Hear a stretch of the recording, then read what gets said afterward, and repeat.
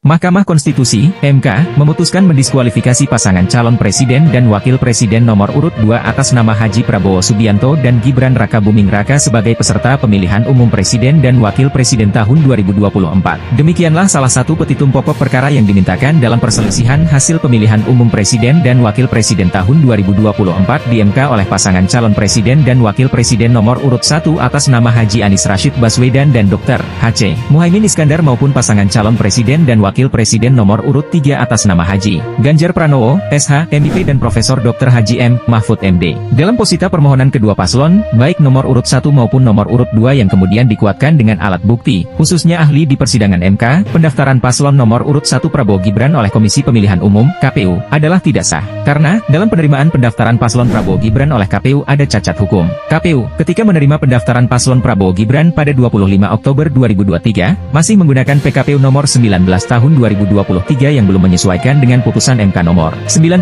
PB 21 2023 tanggal 17 Oktober 2023. Pasal 13 ayat 1 huruf Q PKPU nomor 19 tahun 2023 menyebutkan syarat untuk menjadi calon presiden dan calon wakil presiden adalah Q berusia paling rendah 40 tahun. Sedangkan Gibran pada saat mendaftar sebagai bacawa pres bersama Prabowo sebagai baca pres belum memenuhi syarat usia paling rendah 40 tahun. Diskusi hukum yang menarik diajukan, apakah karena KPU saat menerima pendaftaran Gibran yang usianya belum memenuhi syarat usia paling rendah 40 tahun adalah tidak sah? Apakah KPU saat menerima pendaftaran paslon Prabowo Gibran masih menggunakan PKPU nomor 19 tahun 2023 cacat hukum? Apakah MK berwenang mendiskualifikasi paslon Prabowo Gibran? Keterangan ahli salah satu ahli hukum yang diajukan oleh paslon Anies Muhaimin adalah Ridwan, Guru Besar Hukum Administrasi Negara, HAN, Universitas Islam Indonesia, UI, Yogyakarta.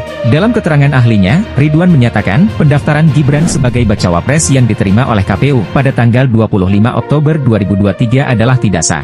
Pasalnya, saat KPU menerima pendaftaran tersebut masih berlaku PKPU nomor 19 tahun 2023. Menurutnya, dalam proses pemilu, aturan hukum yang berlaku tidak hanya menggunakan undang-undang dalam hal ini UU nomor 7 tahun 2017 tentang pemilu, tetapi juga berdasarkan peraturan KPU, PKPU. Saat itu, KPU masih memberlakukan PKPU nomor 19 tahun 2023 di mana menentukan syarat usia paling rendah 40 tahun, sedangkan Gibran belum berusia 40, maka pendaftarannya cacat hukum.